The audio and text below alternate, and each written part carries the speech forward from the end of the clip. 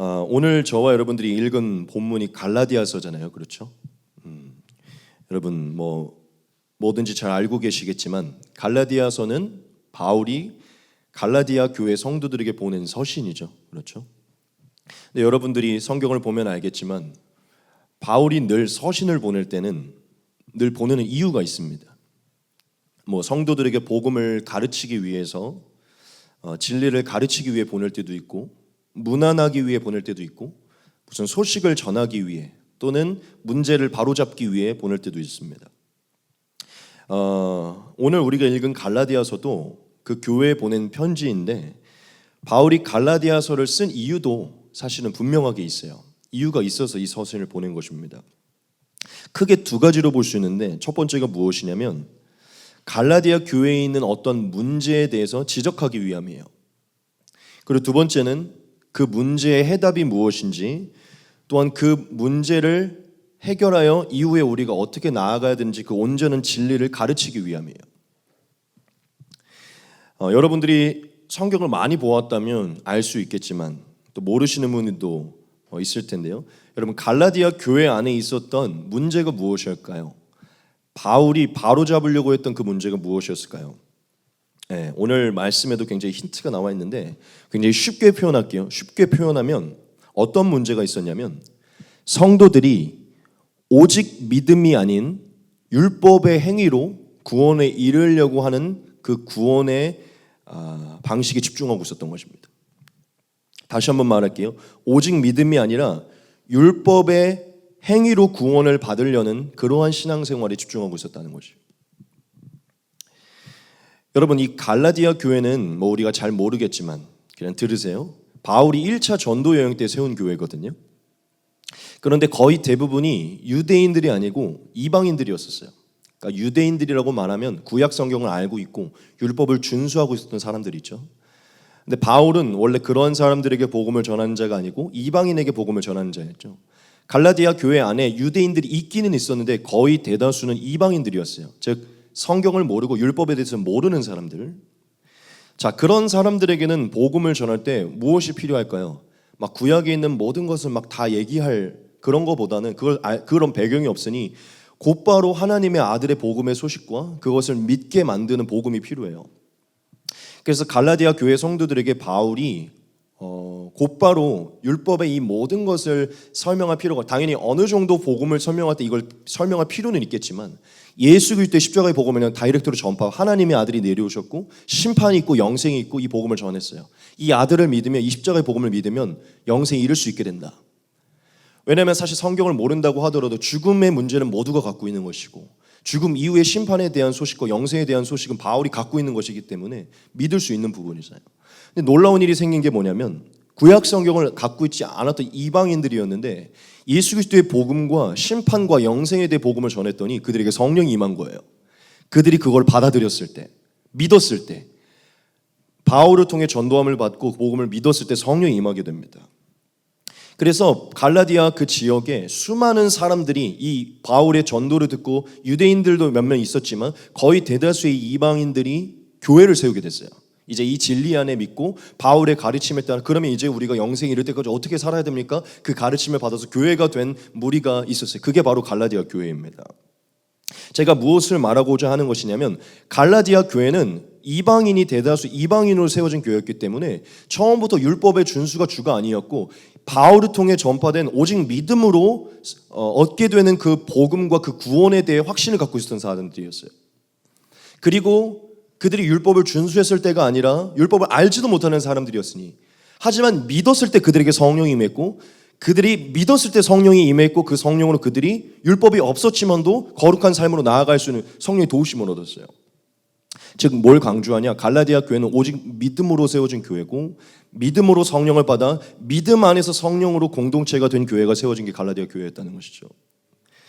자, 근데 이제 바울이 어떠한 사람이었죠? 하나님이 아주 빡세게 굴린 사람이었잖아요. 하나님이 바울을 갈라디아 지역에만 있게 하기 위해서 그곳으로 보낸 건 아닙니다. 바울은 항상 늘 1년, 2년, 3년 교회를 공동체를 세우고 가르치고 거기 리더를 세우고 또 떠납니다. 계속 교회를 왜냐하면 이방인에게 복음을 전하기 위해 택함을 받은 자이기 때문에 하나님이 바울에게 계시를 주셔서 1차, 2차, 3차 즉 전도 여행을 계속 떠날 수 있도록 다른 지역으로 옮기게 하셨어요. 자, 근데 문제가 생긴 게 무엇이냐면 바울이 있었을 때는 바울이라는 엄청난 사람이 지도를 하니까 누구도 이 복음에 대해 건들 수 있지 않았는데 바울이 떠나고 시간이 좀 지나니까 이제 그 교회 안에 있었던 몇몇 유대인들과 또한 예루살렘으로부터 그 갈라디아 지역에 왔던 원래부터 유대교였다가 개종했던 크리스천들, 유대교인이었다가 예수를 믿게 된 유대인들, 즉 개종한 유대인들이 이 갈라디아 교회로 들어오게 됐거든요. 근데 여러분들이 한번 생각을 해봅시다. 여러분들이 한 평생 한 50년 정도 율법을 지키다가 이제 예수님의 복음을 깨달아서 알기는 알았어. 근데 50년 동안의 율법이 내 안에 몸에 박혀 있어요. 아직도 그 율법에 대한 기준이 박혀 있어. 근데 갈라디아 왔는데 평생 율법을 하나도 모르는 이방인들이 예수님을 믿고 성령을 받아 막 좋아하고 있는 거야. 뭐가 들어올까요? 그래도 좀 안식일 지켜야 돼. 너네 이거 포피 뱄어? 그러니까 은근히 복음을 받아들였지만도 계속 그 마음에 그들이 행하고, 그리고 사실은 원론적으로 따지면 구약 성경을 통해서 예수님이 온 거잖아요. 그러니까 이 율법도 예수님 안에 필요가 없는 건 아니라 다 연관은 돼 있는 거니까. 그러니 이 사람들이 슬슬 뭘 하기 시작하냐면 예수님을 믿는 거 중요한데 율법 지켜야 돼 라고 계속 선생 노릇을 하는 거예요. 그래서 나중에 이제 성경을 보면 가만히 들어온 거짓 선생이라는 얘기들이 있어요. 거짓 선지자들. 거짓 선지자는 완전히 이단도 포함되지만 이 교회 안에서 율법을 가지고 다른 복음을 가르치는 것을 거짓 선생이라고 합니다. 지금 맥락 잘 따라오시나요? 제가 잘 설명하고 있나요?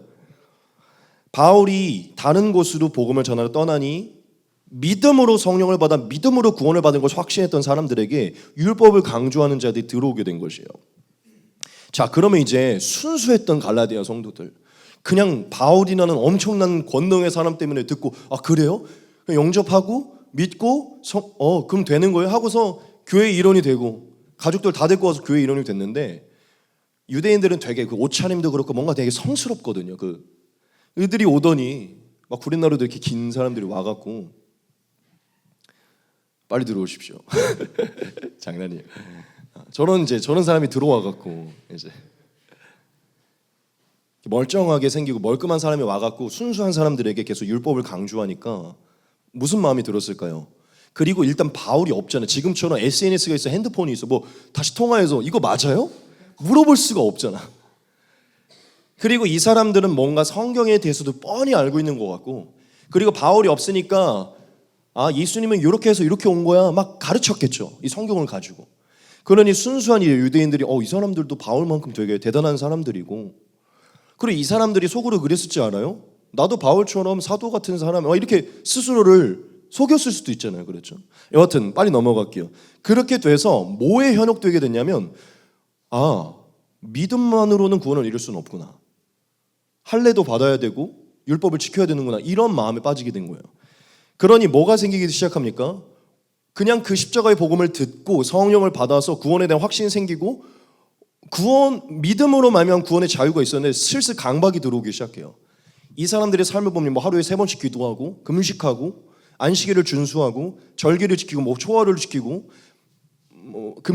구제를 하고 할례를 받고 막 이런 것들을 보면서 우리도 저걸 꼭 지켜야만 저런 어떤 게 있어야 하겠다. 그리고 인간인지라 사실은 그냥 가만히 있으면 구원이야? 이런 생각에 빠질 수 있겠죠. 그런데 이 사람들은 뭔가 체계적이야. 그렇죠? 그러면 인간인지라 정확히 복음을 알지 못하면 순수하다면 뭔가 체계적인 이게 더 그럴싸해 보이잖아요. 그렇죠? 그러니까 가만히 들어온 예루살렘으로부터 들어온 개종된 유대인들이 계속해서 그 율법을 강조한 거예요. 그래서 순수했던 믿음으로 구원을 받았던, 구원을 확신했던 이 갈라디아 성도들이 슬슬 자유가 없게 됩니다. 두려움이 들어오기 시작하고 불안해지기 시작해요. 우리가 구원을 받을 수 없을 수도 있겠구나. 자, 이러한 문제가 생겼기 때문에 바울이 이 서신을 쓴 겁니다. 너무 감사해요. 하나님의 은혜인 것 같아.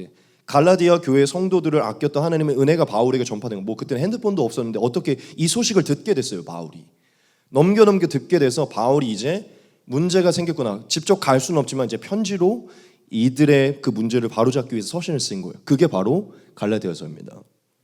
자, 그러면 갈라디아서 이런 맥락 속에서 우리가 다시 보면은 그래서 이 갈라디아서의 율법의 행위와 오직 믿음이라는 이 두 가지의 슬로건이 계속 등장하는 것을 우리가 알 수 있어요.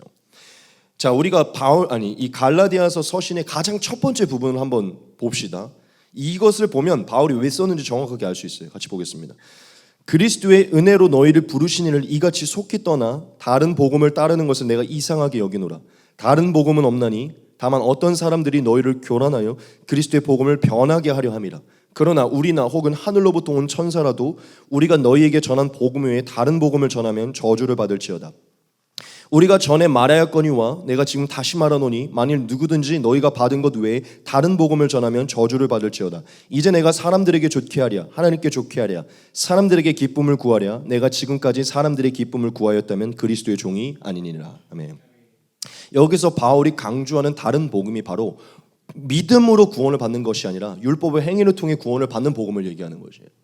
지금 바울이 그냥 1장이잖아요. 처음부터 그냥 대놓고 얘기하는 거예요. 만약 너희에게 내가 전한 믿음으로 얻는 구원이 아닌 행위로 얻는 구원을 강조하는 것가 있다면 반드시 저주를 받을 것이다.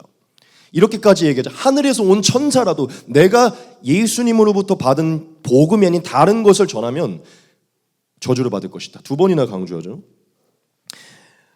여러분, 지금 제가 이 갈라디아서가 왜 등장하게 된지를 설명하기 위해 이것을 풀어드린 거예요. 이해가 되십니까? 바울은 지금 자신이 떠난 자리에 오직 믿음으로 얻는 구원이 아닌 율법의 행위로 얻게 되는 구원을 강조한 거짓 선생들에 대해 현혹된 이 갈라디아 성도들을 정신을 차리게 하고 온전한 진리와 온전한 구원의 길로 이르게 하기 위해 이 서신을 쓴 거예요. 그러니 갈라디아서를 보면 우리가 이것을 알 수 있는데 왜 행위가 아니고 믿음으로 구원을 얻는 것인지 그 정확한 그 변증의 그 탁월함을 우리가 볼 수 있습니다.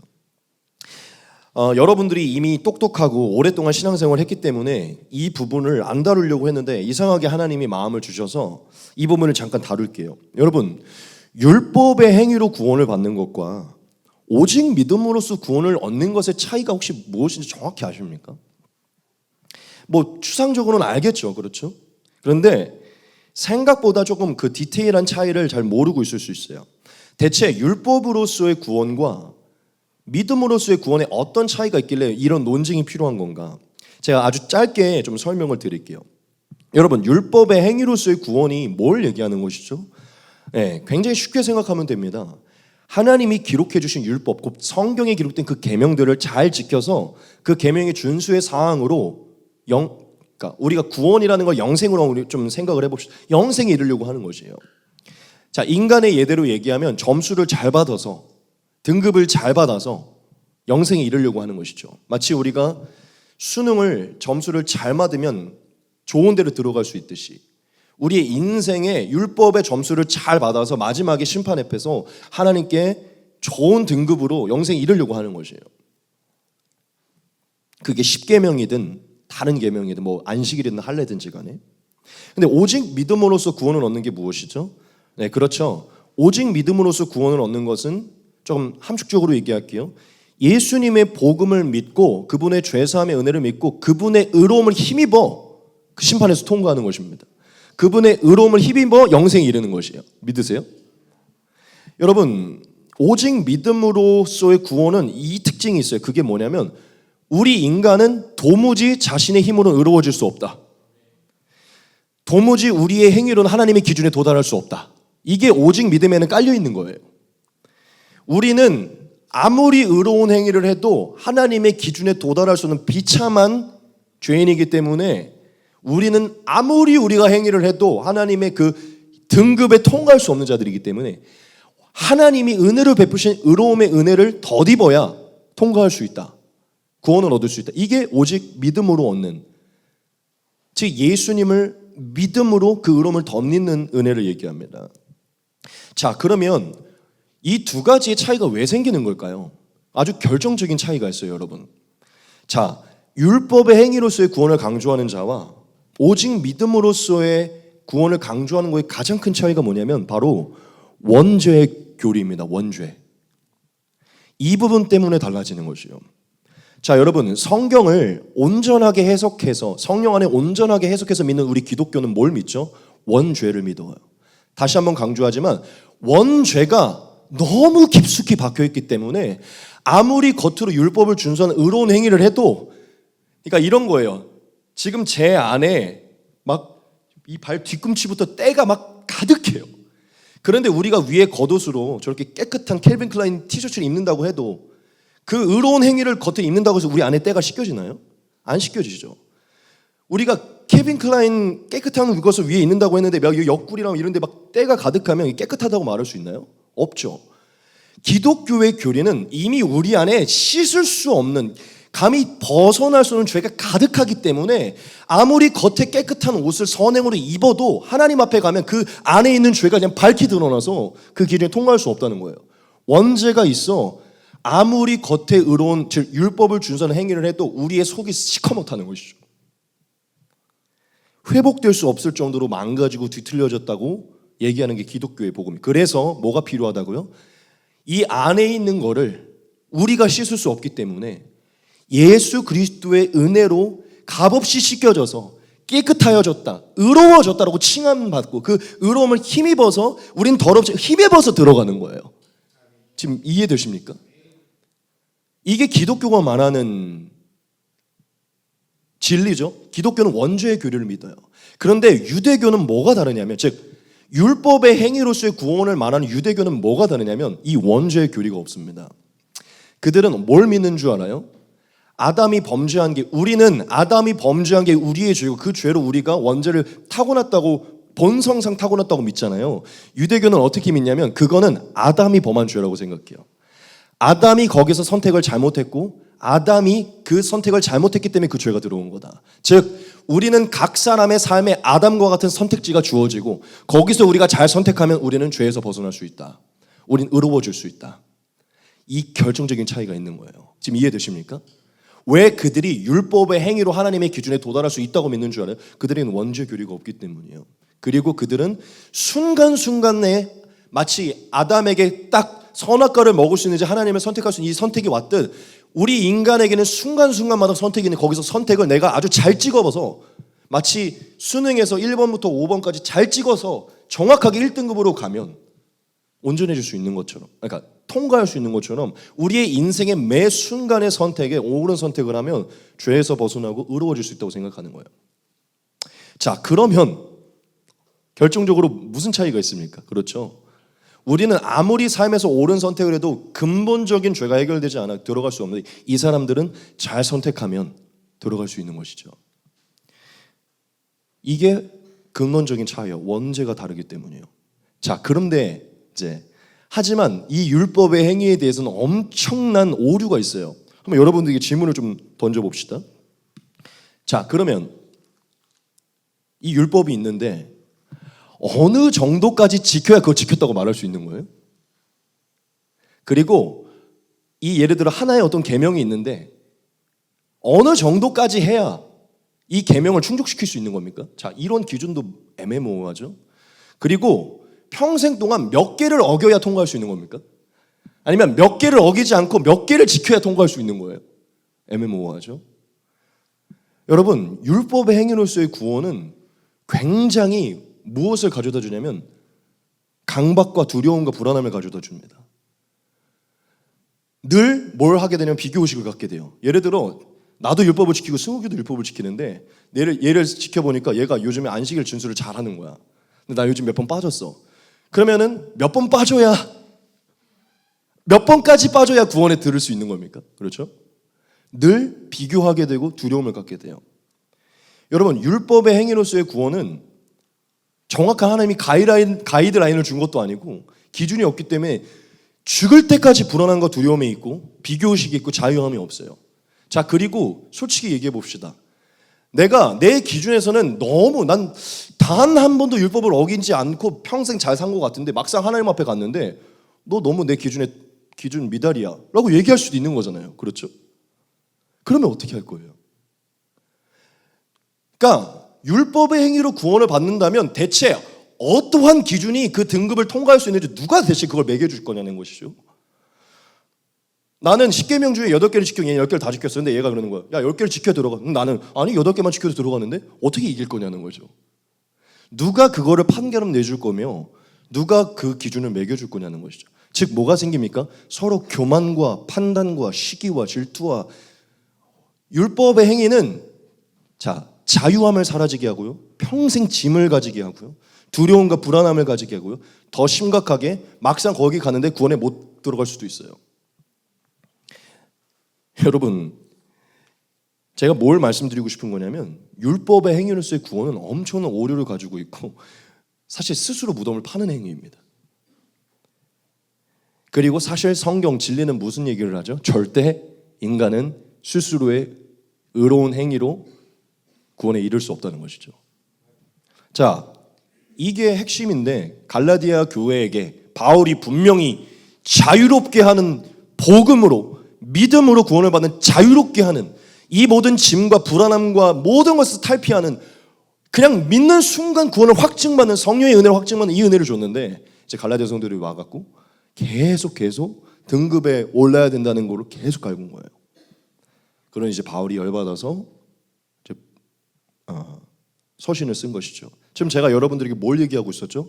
율법의 행위의 구원과 믿음의 구원의 차이를 말씀드려요. 여러분 이해되십니까? 왜 그 이론이 생기는지 이해가 되세요? 원죄의 차이입니다. 다시 한번 강조해요. 기독교는요, 아무리 겉에 이쁜 옷을 선행으로 쌓아도 우리의 속이 아주 손댈 수 없을 정도로 손상되고 망가졌다고 분명하게 얘기하고 있어요. 그게 성경이 말하는 거예요. 자, 그게 뭘로 증명되죠? 이후에도 나오지만 예수님이 오신 사건으로 증명된 거예요. 예수의 모든 만물을 씻을 수 있는 예수의 보혈이 아니면 씻겨질 수 없을 정도의 그 십자가의 고통과 그 십자가의 심판이 아니면 씻겨질 수 없을 정도로 잔혹하게 우리가 무너져 있다는 것이죠. 여러분 꼭 기억하시기 바랍니다. 율법의 행위 또한 오직 믿음으로의 구원의 차이를 이해하시기 바랍니다. 여하튼 지금 이 부분을 좀 말씀드리려고 길어진 것인데 갈라디아서는 그래서 바울이 쓴 것이고 오늘 우리가 그런 맥락 속에서 이 본문을 살핀 것입니다. 자, 우리가 오늘 말씀 본문을 좀 살필 것인데 오늘 우리가 읽은 본문 말씀을 보면 지금 바울이 계속해서 율법의 행위가 아니라 믿음으로 구원을 받는 게 왜 타당한 것인지를 그것을 변증하는 것을 볼 수 있어요. 같이 한번 전체를 보겠습니다. 사람이 의롭게 되는 것은 율법의 행위로 말미암음이 아니요 오직 예수 그리스도를 믿음으로 말미암는 줄 알므로 우리도 그리스도 예수를 믿나니 이는 우리가 율법의 행위로서가 아니고 그리스도를 믿음으로써 의롭다함을 얻으려 함이라. 율법의 행위로서는 의롭다함을 얻을 육체가 없느니라. 만일 우리가 그리스도 안에서 의롭게 되려 하다가 죄인으로 드러나면 그리스도께서 죄를 짓게 하는 자는 결코 그럴 수 없느니라. 만일 내가 헐었던 것을 다시 세우면 내가 나를 범법한 자로 만드는 것이라. 내가 율법으로 말미암아 율법에 대하여 죽었나니 이는 하나님에 대하여 살려 함이라. 내가 그리스도와 함께 십자가에 못 박혔나니 그런즉 이제는 내가 사는 것이 아니요 오직 내 안에 그리스도께서 사시는 것이라. 이제 내가 육체 가운데 사는 것은 나를 사랑하사 나를 위하여 자기 자신을 버리신 하나님의 아들을 믿는 믿음 안에서 사는 것이라.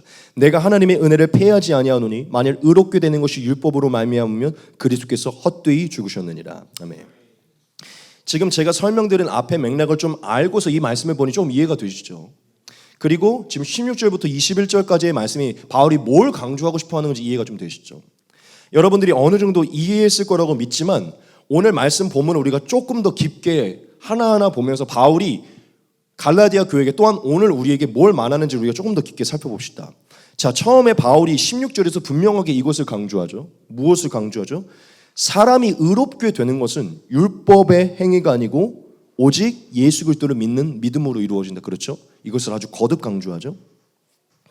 자, 그런데 여러분에게 한 가지 여기서 또 한 번 좀 짚고 넘어가겠습니다. 여러분, 의롭게 된다는 것이 무슨 의미입니까? 이게 무슨 얘기냐면 바울이 이렇게 표현해도 됐었잖아요. 율법의 행위가 아니라 믿음으로 구원을 받는데 이렇게 표현해도 됐는데 구원이라는 단어를 쓰지 않고 의롭게 되는 것은 율법의 행위가 아니고 믿음이다. 이렇게 얘기를 했죠. 즉 구원과 의로움을 지금 같은 선상에서 사용한 것이잖아요. 깊게 전할 수 있지만 시간상 빨리 넘어가도록 하겠습니다. 여러분, 바울이 왜 대체 의롭게 돼야 된다, 의롭게 되는 것을 강조했을까요? 이 의롭게 된다는 것이 이 구원의 문제와 연관이 있기 때문이겠죠. 여러분, 우리가 이 한 가지를 기억하기 바랍니다. 예수님께서 오셔서 예수님이 입술로 진리를 선포하셨는데 마지막 날 우리가 죽은 뒤에 뭐가 있다고 말씀하셨죠? 네, 심판이 있다고 말씀하셨죠. 여러분, 이 의롭게 된다는 이 사상은 이 심판이 있을 때만 필요한 것이에요.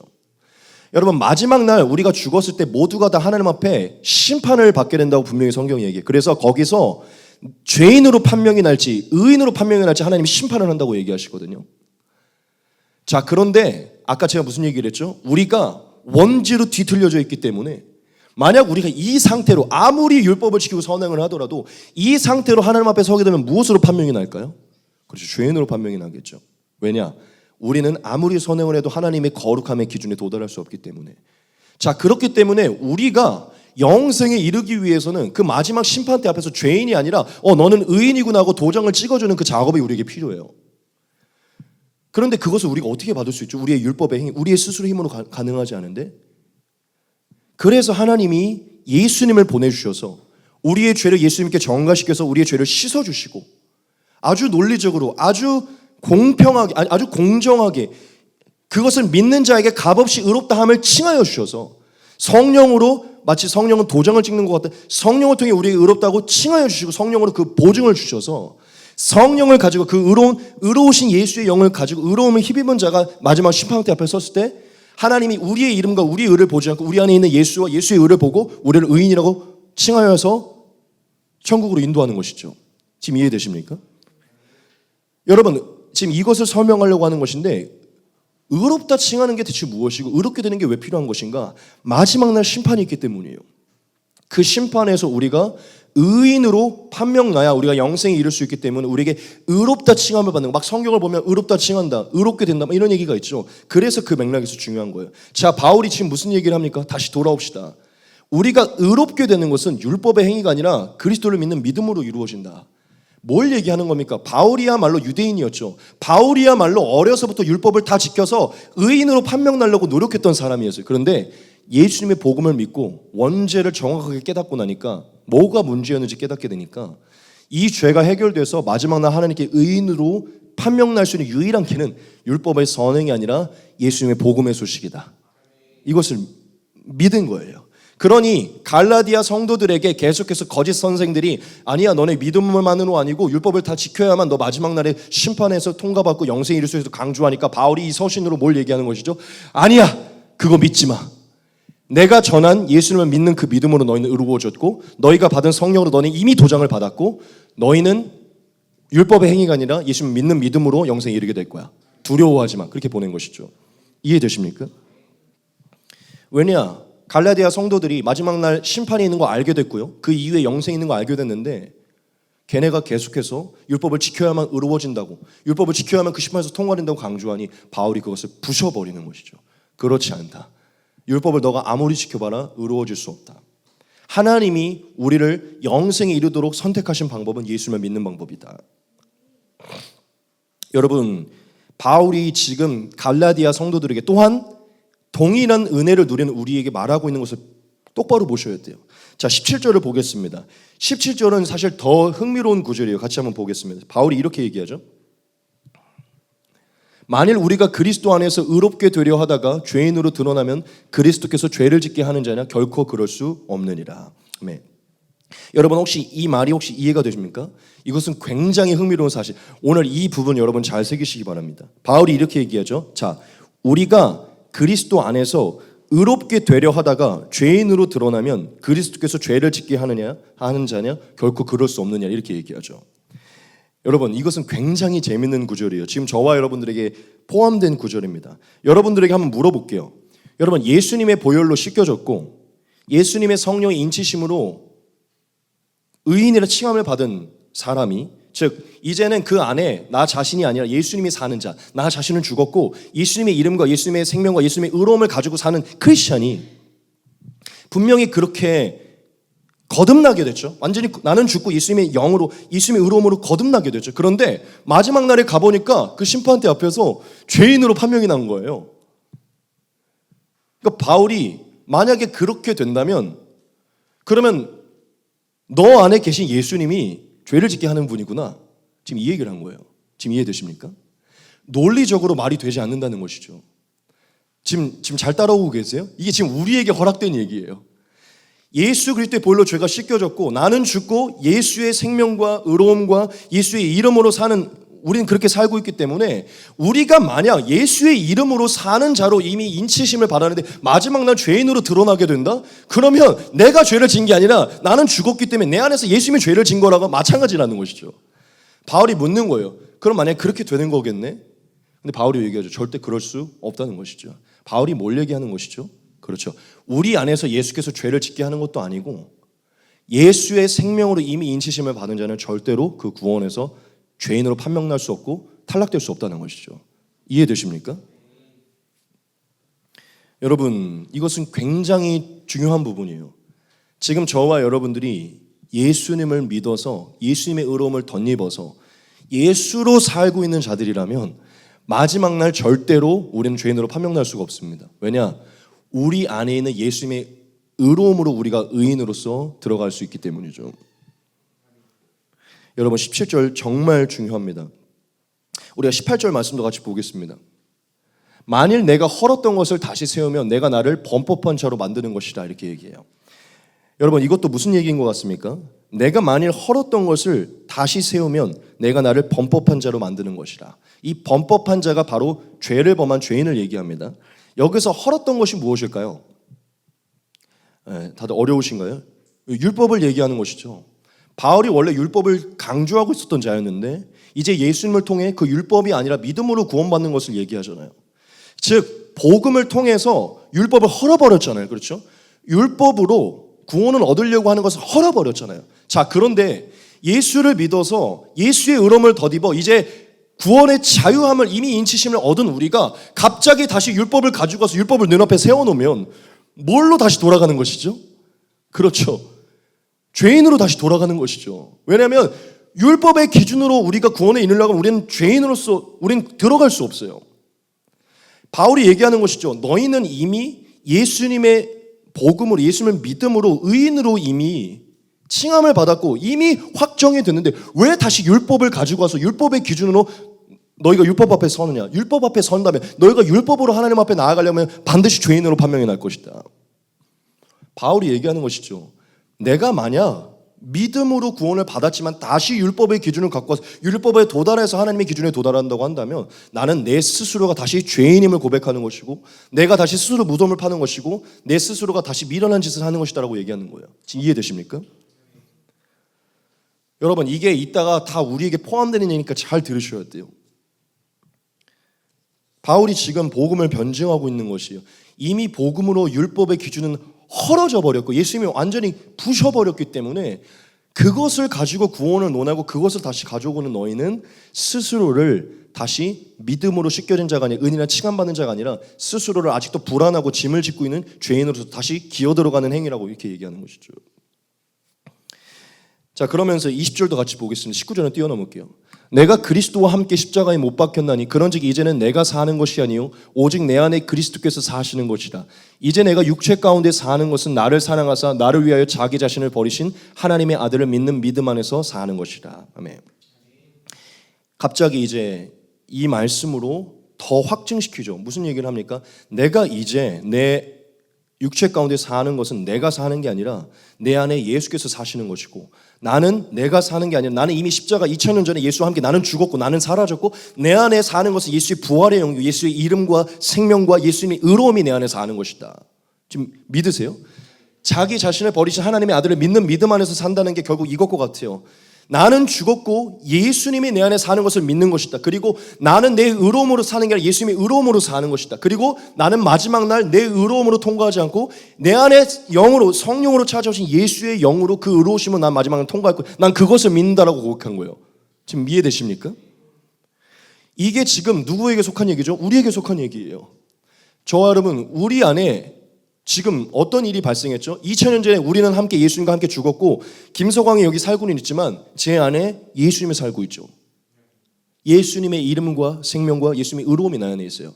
자, 저는 오늘 이 시간 죽어도 제 안에 계신 예수님의 의로움을 덧입어 저는 영생에 이르게 될 겁니다.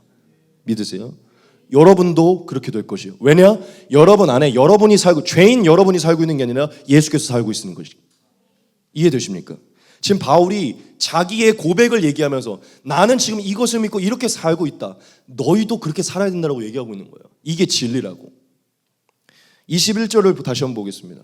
내가 하나님의 은혜를 패하지 아니하노니 만일 의롭게 되는 것이 율법으로 말미암으면 그리스도께서 헛되이 죽으셨느니라. 아멘. 이해되십니까? 바울은 얘기하죠. 내가 예수 그리스도의 복음을, 그 은혜를 패하지 않을 것이다. 즉 율법의 기준을 다시 가져가서 그 율법의 기준으로 하나님의 구원에 도달하려고 하는 이 쓸데없는 짓을 다시 하지 않을 거라는 거. 왜냐? 만약 너희가 예수님을 믿었지만 그 믿음으로 얻는 구원이 아니라 율법의 기준으로서 구원을 얻는다고 한다면 뭘 하는 짓이죠? 너희는 예수님의 죽음을 헛되게 만드는 것이다. 여러분 한번 물어볼게요. 율법의 기준을 잘 도달해야만, 그러니까 예수님을 믿는 사람도 율법의 기준에 잘 도달해야만 영생에 이를 수 있다면 예수님 왜 죽으신 거예요? 그렇죠? 예수님의 죽으심이 왜 우리에게 필요한 겁니까? 예수님의 죽으심은 우리를 율법의 저주에서 자유케 하기 위함이죠. 그렇죠? 왜냐? 우리가 율법을 아무리 지켜도 도달할 수 없는 비천한 죄인임을 아셨기 때문에. 그런데 우리가 그것을 믿는 자인데 또다시 율법의 기준을 갖고 와서 난 뭐 안식일을 못 지켜서 할례를 안 받았어, 뭘 안 해서 막 두려워하면서 난 영생에 이를 수 있을까? 예수님을 믿는데도 율법의 기준을 막 영생에 대해 두려워하고 있어요. 그러면 예수는 왜 죽으신 거예요? 무엇을 위해 죽으신 것이죠? 지금 바울이 얘기하는 거예요. 만약 지금 너희가 그러한 태도를 보인다면 예수님은 헛되게 죽으신 것이다. 예수님의 죽음은 아무런 쓸모가 없다는 것이죠. 지금 이해되십니까? 여러분 지금 제가 여러분들에게 강조하는 부분이 이해가 되십니까? 지금 바울이 갈라디아서 전체를 통해 특별히 오늘 제가 가지고 온 이 본문을 통해 여러분들에게 말하고자 하는 복음을 변증하는 부분이 이해가 되시냐는 것이죠. 이해가 안 되더라도 차차 더 이해하시기 바랍니다. 여러분 바울은 저와 여러분들에게 오늘 본문으로 다시 한번 말하자면 뭘 강조하냐? 모든 크리스천들, 예수를 믿은 자들은, 성령을 받은 자들은 절대 율법의 행위로 구원받지 않고 오직 믿음으로 구원을 받는다는 것이에요. 여러분 예수를 믿으면 영생에 이르게 된다는 것입니다. 여러분 제가 오늘 이 말씀을 왜 가지고 왔냐면 주중에 갈라디아서를 묵상하는데 특별히 이 본문의 부분에서 하나님이 제 마음에 이 부분을 더 강하게 전하라는 마음을 깊게 주셨어요. 그게 무엇이냐면 율법의 행위가 아니라 오직 믿음으로 구원받는 것을 다시금 전파해라라는 마음을 강하게 받았어요. 여러분들이 그것을 잘 알고 있다고 생각하지만 하나님이 제 마음에 오직 믿음으로 구원을 받는 게 무엇인지를 다시 한번 전파하라는 마음을 주셨어요. 그러면서 우리 안에도 이런 문제가 있다는 것을 떠올리게 했습니다. 그게 무엇이냐면 갈라디아 교회 성도들과 동일한 문제예요. 동일한 문제. 여러분 제가 갈라디아 성도들에게 무슨 문제가 있었다고 그랬죠? 그렇죠. 분명히 예수님을 믿으면 구원에 이르고 의로워져서 영생에 이를 거라는 확신이 있었지만 이제 율법의 기준을 가지고 즉 우리의 주변을 보니 나보다 더 거룩하게 살고 더 종교생활 열심히 하고 더 교회를 잘 다니는 사람들을 보니까 내가 뭔가 지금 미달된 것 같은, 그래서 뭔가 더 해야 되는 것 같고 뭔가 두려움과 불안함과 어떤 강박에 시달리게 됐죠. 그게 어디까지 이르렀죠? 단순히 종교생활이 아니라 마지막 영생의 문제, 구원의 문제까지 두려워하게 됐어요. 여러분 이게 갈라디아 교회 성도들에게 있었던 문제이죠. 자 그런데 여러분에게 한번 물어볼게요. 이게 우리에게는 없는 문제일까요? 이 문제가? 아니요, 사실 우리에게도 어느 정도 있는 문제예요. 여러분들이 한번 진짜 물어보고 싶어요. 바울이 얘기한 율법의 행위가 아니라 예수님을 믿는 믿음으로 얻는 구원이 진짜 여러분들에게 확고하게 믿어진 적이 있습니까? 그게 정말 기쁘고 감사해 본 적이 있어요? 내 인생을 통틀어 내가 할 수 있는 모든 절제와 인내와 모든 죄를 짓지 않은 행위와 모든 선행을 다 합쳐도 그 구원에 이룰 수 없는 죄인임이 깨달아졌는데 그게 깨달아지고 하지만 그러한 존재인 내가 그냥 예수님을 믿기만 하면 죄가 씻겨져서 의롭다 칭함을 받아 영생에 이를 수 있게 된 이 믿음으로 얻는 자유케 되는 복음에 대해 진짜 자유해지고 기뻐해 본 적이 있냐는 것이죠.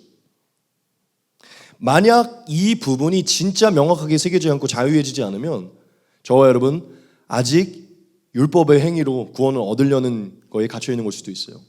진짜 믿음으로 얻는 구원이 무엇인지 정확하게 알지 못할 수도 있다는 것이죠.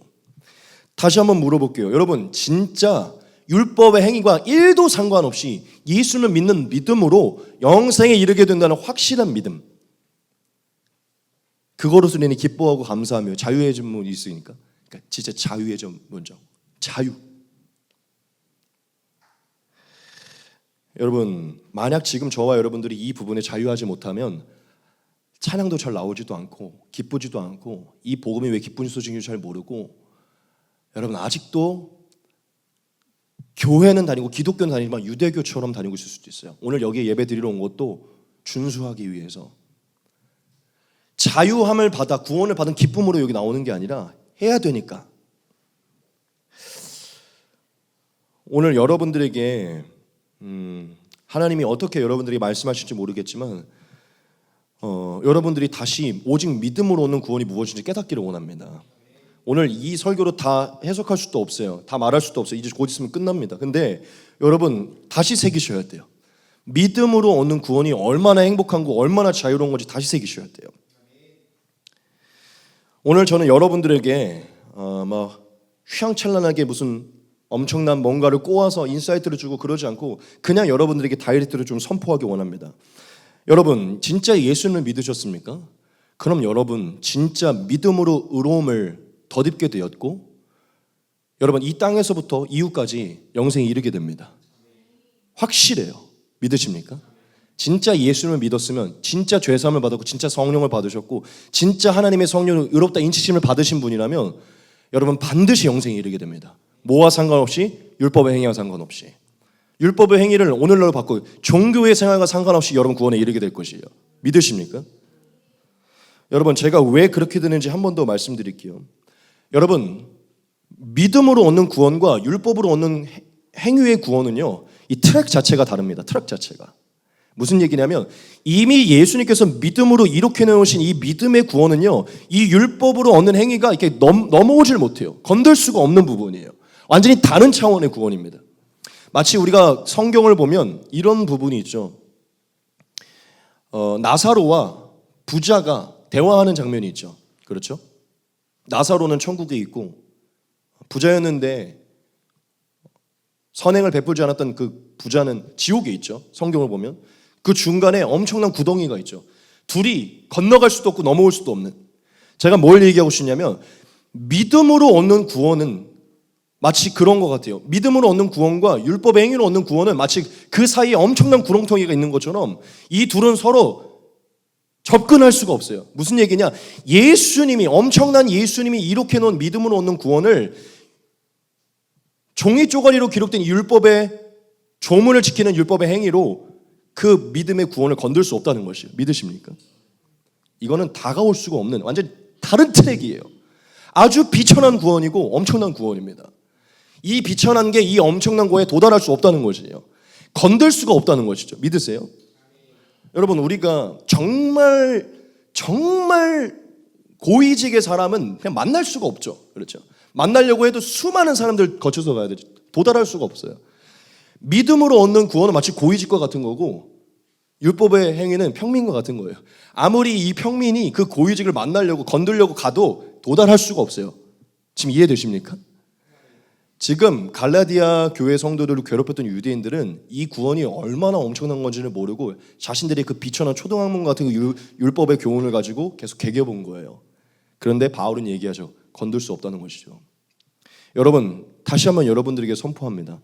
여러분들은 이미 천국에 이미 들어가 있는 자들이고 이미 영생을 얻은 자들이기 때문에 이미 들어간 자들을 이 율법의 행위가 끌어낼 수 없어요. 믿으십니까? 예수님의 보혈은 우리가 이미 이 땅 위에서 범할 모든 죄까지 씻어버린 복음입니다. 할렐루야. 우리가 이 율법을 준수하지 못할 것을 알고서 칭하여 주신 것이에요. 여러분들은 이미 예수님을 믿었고 믿음으로 구원을 얻으셨기 때문에 이후에 영생을 얻고 또한 그 영생을 얻은 자로 이 땅에서 누리는 은혜를 탈락받지 못합니다. 취소될 수 없어요. 할렐루야. 여러분들에게 허락된 믿음으로 얻는 구원이 얼마나 큰 것인지를 깨달으시기 바랍니다. 그럼 이제 여러분들이 한 가지 좀 궁금한 게 생기겠죠. 그게 무엇입니까? 그러면 믿음만으로 구원을 받았으니 그럼 이제 더 이상 우리에게는 별로 성경도 중요하지 않고 하나님이 기록한 말씀도 뭐 이런 종교생활도 막 그렇게까지 중요하지 않은가? 어차피 믿음으로 구원받았고 그런 행위는 우리의 구원을 건드릴 수 없으니 이 모든 것은 우리에게 별로 중요하지 않은가? 우리가 이걸 별로 하지 않아도 별로 상관이 없는 건가? 이렇게 생각할 수 있죠. 이 부분에 대해서 저는 두 가지의 답을 드릴 건데 첫 번째는 그렇다고, 두 번째는 아니오예요. 여러분들이 조금 충격적으로 들을 수도 있겠지만 이게 진리고 제가 믿는 바이기 때문에 그냥 여러분들에게 다이렉트로 말씀드릴게요. 만약 이게 아니라면 제가 하나님께 심판을 받겠습니다. 마지막 날. 여러분 무슨 얘기냐면 진짜 여러분들이 하나님의 은혜로 택함을 받고 예정을 받은 자들이고 정말 하나님이 부어주신 선물로 그 믿음을 받았고 그 믿음으로 죄가 씻겨졌고 성령을 받았고 성령 인치심을 받은 자는 이게 확실하다면 말씀드릴게요. 무슨 죄를 범하더라도 천국에 들어갈 것이에요. 무슨 죄를 범하더라도 여러분 천국에 들어갈 겁니다. 만약 여러분 정말 예수를 믿은 자라면, 영생이 이른 자라면. 이게 아니면 제가 심판을 받을게요. 전 확신합니다. 하나님이 여러분을 예정했다면, 즉 이렇게 표현할게요. 그 죄를, 율법 행위를 얼마나 어기든 여러분 영생에 이르게 될 겁니다.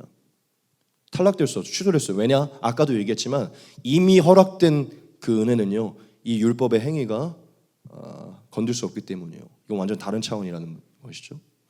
자, 이건 팩트예요. 그렇기 때문에 여러분 자유하시기 바랍니다. 죄를 범했습니까? 율법 범했습니까? 자유하시기 바랍니다.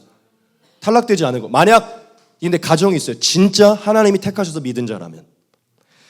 자, 그런데 제가 이제 두 번째로 아니오라고 말했죠. 아니오. 율법을 지켜야 된다.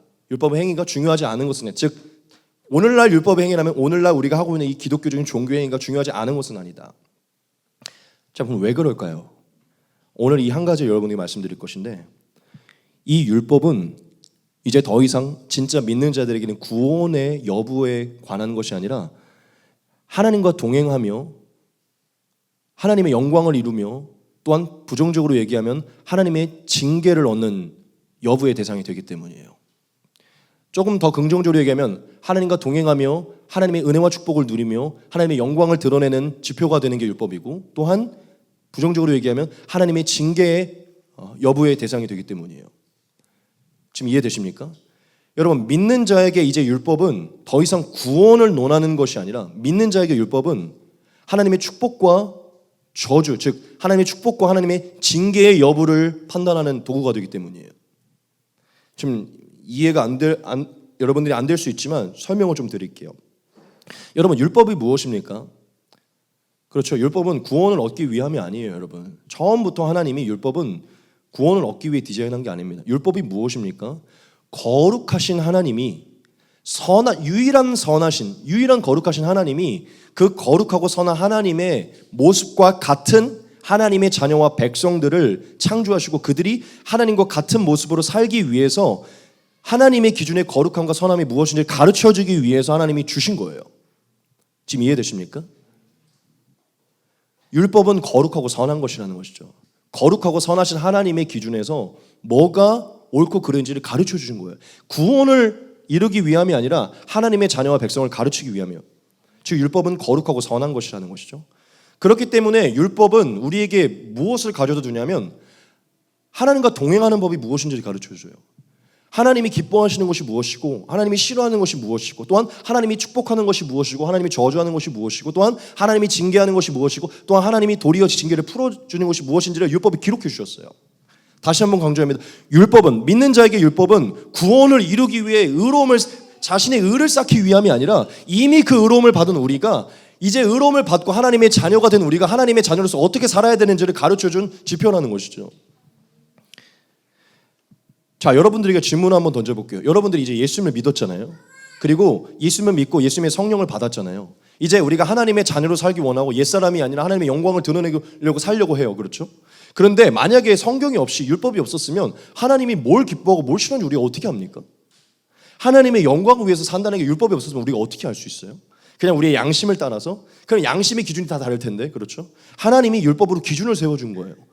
하나님을 우리가 다 볼 수 없는 하나님을 문자로 하나님이 어떠한 분이시고 뭘 생각하시고 뭘 기뻐하는지 새겨주신 것이죠.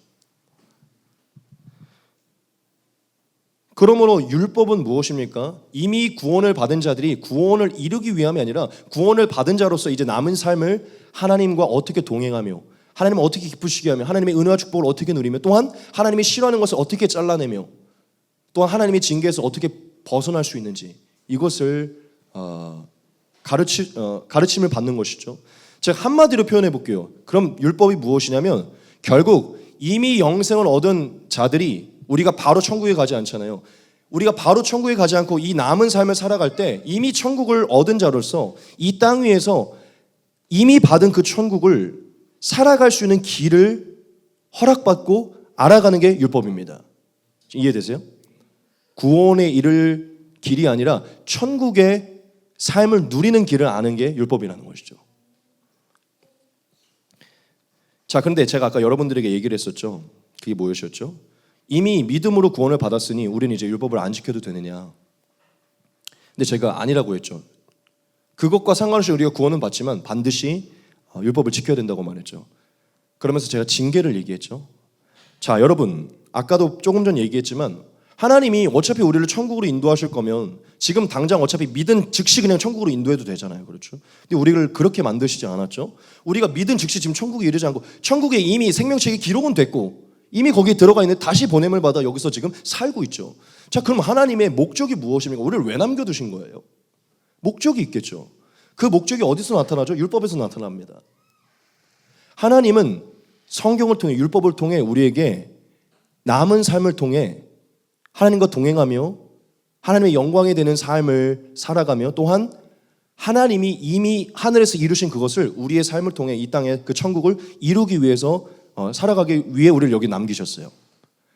근데 그 삶을 살아갈 수 있는 길이 무엇이죠? 율법이에요.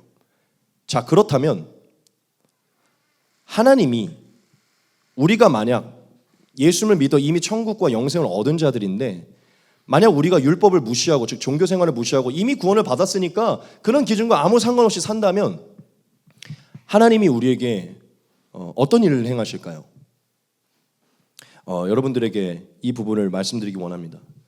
하나님은 율법의 기준으로 저와 여러분들을 징계하실 거예요. 무슨 얘기냐면 그 율법의 기준에 우리의 구원을 탈락시키는 게 아니라 이 남은 삶 동안 우리의 삶을 징계하실 것이라는 것이죠. 그럼 역으로 이미 천국을 얻었지만 그 천국을 얻은 자로서 이 땅에서도 하나님의 율법을 잘 지킨다면 하나님이 우리에게 어떤 일을 행하실까요? 그렇죠? 율법에 기록된 대로 하나님이 우리에게 은혜와 축복을 더하시고 이 땅 위에서 하나님의 백성으로서 즉 천국 백성으로서 천국의 삶을 누리게 하실 겁니다. 지금 이해되세요? 지금 제가 말하는 맥락이 이해되세요? 율법은 더 이상 우리가 영생에 이르는 그 부분을 건들지 않아요. 그런데 이 남은 삶 동안 이 땅 위에서 우리가 천국을 누리느냐 아니면 천국을 누리지 못하는 삶을 사느냐, 즉 이것을 다르게 말하면 징계를 받는 삶을 사느냐, 이 두 가지를 나누게 됩니다. 율법은 우리에게 그래서 중요한 거예요.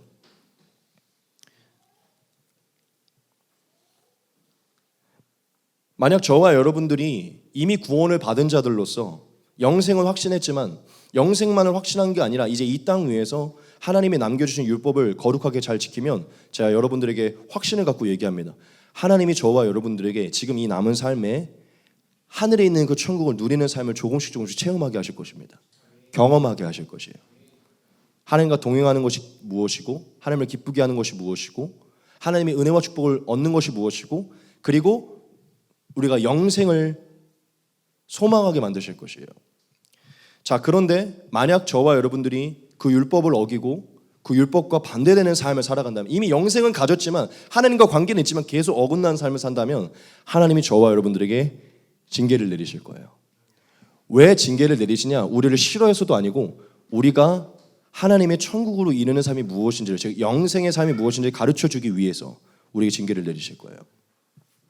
구원의 문제 때문이 아니라 우리에게 온전한 삶이 무엇인지 천국의 삶이 무엇인지 가르치기 위해서 우리가 이후에 바라야 되는 그 삶이 무엇인지 가르쳐주기 위해서 우리에게 징계를 주실 거예요. 그 징계는 누군가에게는 뭐 건강의 문제가 될 수도 있고 사업의 문제가 될 수도 있고 돈의 문제가 될 수도 있고 뭐 관계의 문제가 될 수도 있고 여러 가지 문제가 될 수 있어요. 하나님 전능하셔서 여러 가지 문제를 줄 수 있어요. 그래서 우리는 잘 돌아봐야 돼요. 하나님이 구원의 문제를 건드시는 게 아니라 우리가 하나님이 기뻐하시는 천국의 삶으로 인도함을 받도록 내리시는 그 징계를 우리는 정확하게 보셔야 돼요. 축복은 우리가 안 봐도 그죠? 징계 정확하게 보셔야 돼요. 그런데 이 부분은 오늘 제가 말씀드리기 원하는데 하나님이 내리시는 가장 무서운 징계가 있어요. 그리고 하나님이 자주 사용하시는 징계가 있어요. 그게 무엇인지 아십니까? 바로 하나님이 관계를 단절시키는 거예요. 하나님의 얼굴을 가리시는 거예요. 것입니다.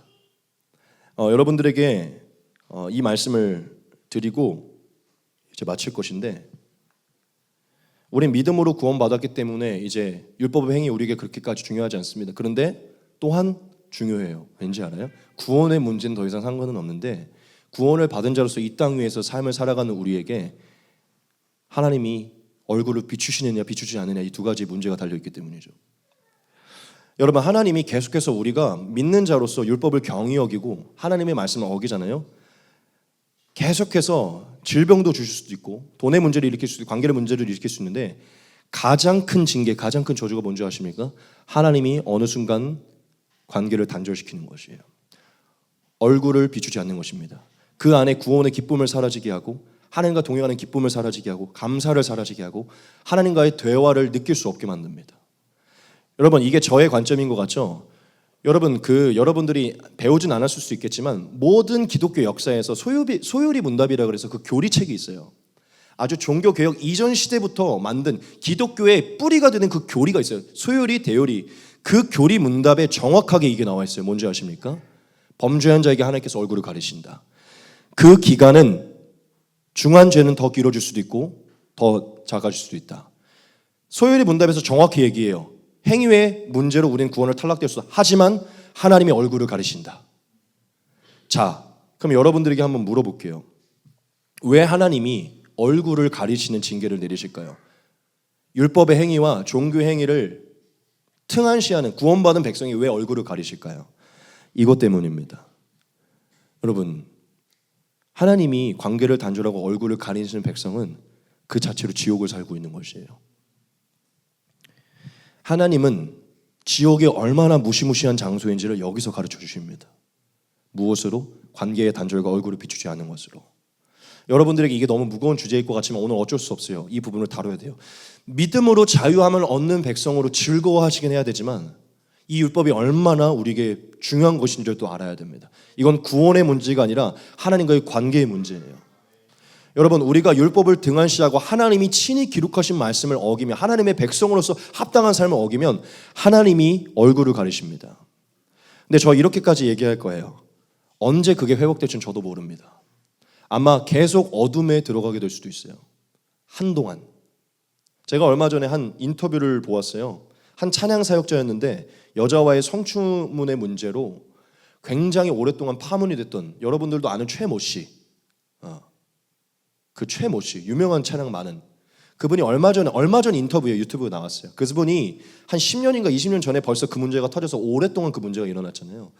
그분이 인터뷰에서 나와서 대놓고 자신의 그 죄를 얘기했는데 그 성춤을 정확하게 고백하면서 뭐라고 얘기했냐면, 저는 이 회개를 단번에 끝내지 않았습니다. 이렇게 얘기하면서 이 회개를 온전히 이루고 하나님과의 관계가 회복되는데 정말 오랜 시간이 걸렸습니다. 얘기했어요. 지금도 됐는지는 잘 모르겠어요. 여러분, 제가 뭘 얘기하고 싶냐면 하나님이 우리의 구원의 문제 안 건드리실 거예요. 그런데 여러분, 그거보다 더 무서운 게 뭔지 알아요? 하나님과 관계가 단절되는 것입니다. 하나님이 우리 얼굴을 가리지 않는 것이에요. 여러분, 돈이 많아지고 좋은 직장하고 가정 안락함을 누리고 인기도 많고 여러분의 축복을 누릴 수 있다고 생각해 봅시다. 그런데 이 땅 위에 살면서 그런 걸 많이 다 누리지만 하나님이 여러분들의 얼굴을 비추지 않잖아요. 저는 확신합니다. 그건 지옥이에요. 제가 지옥이 뭐라 그랬죠? 하나님과 단절된 장소라고 얘기했죠. 어느 날 마지막 날 느끼게 될 것입니다. 내가 모든 것을 누린 것 같지만 난 지금 지옥을 살고 있구나. 여러분, 지금 제가 여러분들에게 뭘 얘기하려고 하는 것이냐면, 믿음으로 얻는 구원이 우리를 정말 자유롭게 해요. 뭐에서? 심판의 문제에서, 죽음의 문제에서. 이미 우리가 받아야 될 죄의 대가와 심판과 죽음과 그 지옥을 이미 체험하신 분이 있기 때문에 우리 더 이상 그거 체험하지 않아요. 우리 이미 거길 건너온 거예요. 이미 우리는 거길 건너왔어요. 우리 안에 계시는 분은 이미 심판과 죽음을 해결한 분이에요. 그렇죠? 그러니까 이제 우리는 해결할 게 없어요. 심판을 두려워하지 않아도 돼요. 우리는 천국에 이미 들어갔어요. 그런데 그 천국에 들어간 자가 우리가 아직 여기 남아있잖아요. 이 땅에서 하나님은 그 천국이 무엇인지 우리에게 가르쳐주기 원하거든요. 근데 우리가 그것을 가르침을 받을 수 있는 그 계명을 계속해서 어겨간다면 하나님은 여기서 우리에게 지옥이 무엇인지를 가르쳐 주실 거예요. 무엇으로? 얼굴을 가리시는 것으로. 그러니 우리에게 율법은 왜 중요합니까? 하나님과의 관계에 그분의 얼굴을 마주하는 그 길을 위해 율법은 우리에게 중요한 것이에요. 하나님은 하나님이 뭘 기뻐하고 뭘 싫어하는 것을 알고 하나님과 동행하기 원하는 자에게 계속해서 뭘 하시냐면 오늘 말씀에 있지만 얼굴을 비추시고 얼굴을 향하여 드십니다.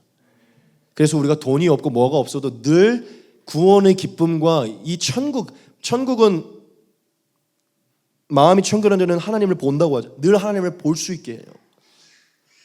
근데 여러분 계속해서 율법의 행위로 이 말씀을 어기는 삶으로 여러분들이 하나님을 떠나게 된다면 구원의 문제를 건들지 않겠지만 구원 이후에 얻게 될 그 지옥을 여기서 미리 맛보게 하실 거예요. 왜? 우리가 돌아가야 되니까. 하나님의 얼굴을 보는 것, 하나님과 관계가 맺어진 게 얼마나 행복한지를 알아야 되니까. 그러므로 우리는 믿음으로 자유롭게 되긴 했지만 율법을 중요하게 여기셔야 돼요. 율법은 구원의 문제에서는 허락졌지만 천국의 백성으로 사는 문제에서는 여전히 유효한 것입니다. 그래서 예수님이 말씀하시죠. 1.1획도 사라지지 않고 내가 이 모든 것을 이룰 것이다. 여러분 만약 지금 저와 여러분들이 이미 구원의 확신이 있지만 하나님과의 관계에서 미지근하고 하나님과의 얼굴을 보지 못하고 있다면 어쩌면 저와 여러분들이 하나님의 말씀의 기준에서 어긋나고 있을 수도 있어요. 그러므로 우리는 더 이상 우리는 안식일이 아니지만 하나님이 기록한 주일을 지키는 게 중요한 것이고 헌금도 중요한 것이고 종교 생활 단어는 좀 그렇지만 기독교적인 이 믿음의 생활이 중요한 것이고 하나님이 기뻐하시는 거룩하고 선한 생애가 중요한 것입니다. 그거 할 때 하나님을 볼 수 있기 때문이에요. 하나님의 얼굴을 비추시기 때문이죠. 더 이상 그건 우리의 구원의 문제가 아니에요. 우리가 이 땅 위에서 천국을 누리느냐 지옥을 누리느냐 두 가지의 문제인 것이죠. 하나님이 여러분들에게 징계를 주시는 이유는 딱 한 가지예요. 천국으로 인도하기 위함입니다. 하나님이 허락하시는 모든 것은 사랑이고 우리를 인도하고 가르치기 위함이에요.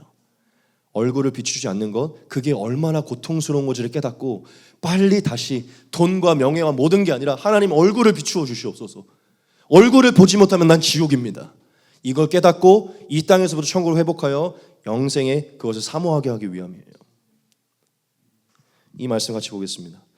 너희가 죄와 싸우되 아직 피 흘리기까지는 대항하지 아니하고 또 아들들에게 권하는 것 같이 너희에게 권면하신 말씀도 잊었도다. 일렀으되 내 아들아 주의 징계하심을 경히 여기지 말며 그의 꾸지람을 받을 때에 낙심하지 말라.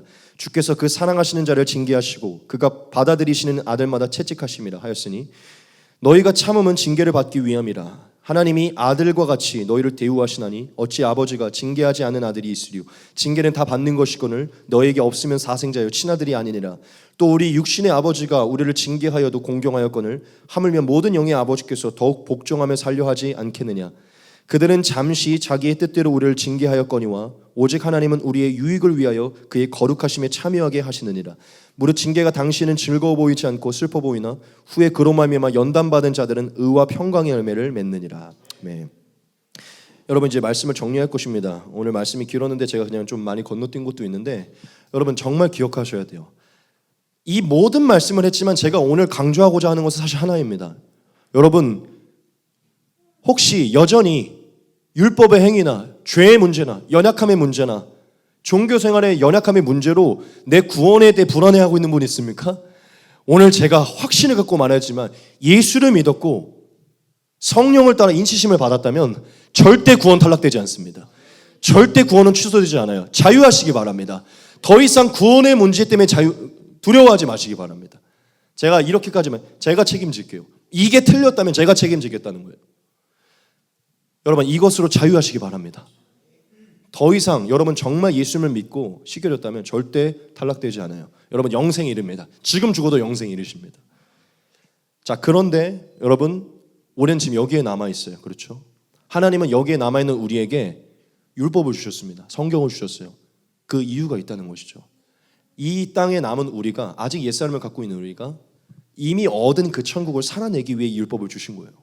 이 율법은 천국을 살아낼 수 있는 은혜를 주신 것이죠. 구원을 이루기 위한 게 아니라 천국 백성으로 천국을 누리는 길을 주신 것이죠. 저와 여러분들이 이 성경을 하나님이 이 성경을 통해 다시 세우신 이 교회의 행위들을 즐거이 여기시고 기쁘게 여기시고 율법의 행위를 즐거이 자원함과 기쁨으로 행할 때 하나님 여러분들에게 우리와 동행하여 주실 것이고 은혜와 평강을 더하실 것이고 축복을 더하실 것이고 징계가 아닌 형통의 길을 주실 것입니다. 할렐루야. 그리고 이것이야말로 진짜 천국의 삶이 얼굴이 달라지고 표정이 달라지고 힘이 일어나게 될 것이에요. 왜냐 우리는 이미 얻은 천국을 성령으로 지금 살고 있으니까. 하지만 우리가 이미 구원받았다고 난 믿음으로 저였으니 이제 율법에 상관없어 하면서 율법의 그 계명들을 함부로 어기고 예수님의 어기는 말씀을 함부로 어긴다? 여러분 많은 차차 하나님 자비하셔서 작은 것들로 징계를 주시겠지만 심해지면 결국 우리에게 얼굴을 가리시고 그것이 5개월이 됐든 일주일이 됐든 1년이 됐든 3년이 됐든 더 길어질 수도 있어요. 여러분 그런 순간 우리가 뭘 깨닫는 줄 아십니까? 지옥을 경험하게 될 것이에요. 하나님은 지옥이 얼마나 무시무시한지를 여기서 징계를 통해 가르쳐 주실 것입니다. 제가 지금 마지막으로 강조하는 건 율법에서 우리는 자유해졌지만 율법은 우리가 천국을 누리느냐 지옥을 누리느냐 이 길을 가르쳐주는 유일한 하나님의 지표라는 것이죠. 우리가 율법을 잘 지키면 그리고 그것은 결국 하나님과의 관계의 문제고 하나님의 얼굴을 비추시는 문제라는 것이죠. 저는 지금 여러분들이 이미 구원을 얻은 죄에서 자유케 된 그 기쁨으로 늘 남은 삶에 하나님의 말씀을 잘 지킴으로 하나님의 얼굴을 보는 자들이 되기를 원합니다. 여러분 이것을 확실하게 믿고 이것을 정립하셔야 즐거움이 생겨요. 기쁨이 생겨요. 그렇다고 여러분 그럼 나는 지금 하나님과 얼굴을 못 보고 있는 건가? 하나님 지금 나에게 지금까지 지금 나한테 관계 안 하시는 거 아닌가? 이렇게 빠질 수 있는데 그러한 죄책감을 드리려고 하는 게 아닙니다. 하나님은 자비하셔서 우리가 그걸 깨닫고 돌아온 다음에 얼굴을 비추실 것이에요. 하나님이 그런 얼굴을 비추지 않는 자는 그걸 깨닫지 못하고 돌아오지 않는 자입니다. 제가 지금 왜 이렇게까지 무겁게 설명하냐면 율법은 더 이상 구원의 문제가 아니라는 것을 설명하기 위함이에요. 이 땅 위에서 하나님이 우리를 하나님의 자녀로 양육해 가시고 영생에 이룰 수 있는 확신을 주기 위해서 인도하는 하나님의 길이라는 것이죠. 율법은. 그래서 율법의 완성은 예수님인 거예요. 예수님이 길인 거고. 믿으십니까? 여러분 하나님이 주신 말씀이라고 저는 믿습니다. 기뻐하시기 바랍니다. 죄에서 자유케 된 기쁨. 더 이상 이 종이 쪼가리의 율법, 이 우리의 겉으로 행하는 이 몇 가지의 행위가 우리의 구원을 건들 수 없다는 것을 즐거워하시기 바랍니다. 이미 얻은 거예요, 천국은. 할렐루야. 다만 이미 이 허락된 이 천국에서 이 천국을 누리기 위해 그 자유 안에서 이 천국을 마음껏 누리기 위해 하나님의 말씀을 상고하시고 그 계명을 잘 지키시기 바랍니다. 그러면 이미 얻은 그 천국을 계속 잘 누리게 하실 것이에요. 할렐루야. 여러분 오늘 말씀을 잘 기억하셔서 늘 믿음으로 자유하시기 바랍니다. 하나님이 허락하시는 천국을 이 땅에서도 누리시고 마지막에서 누리시길 축복합니다.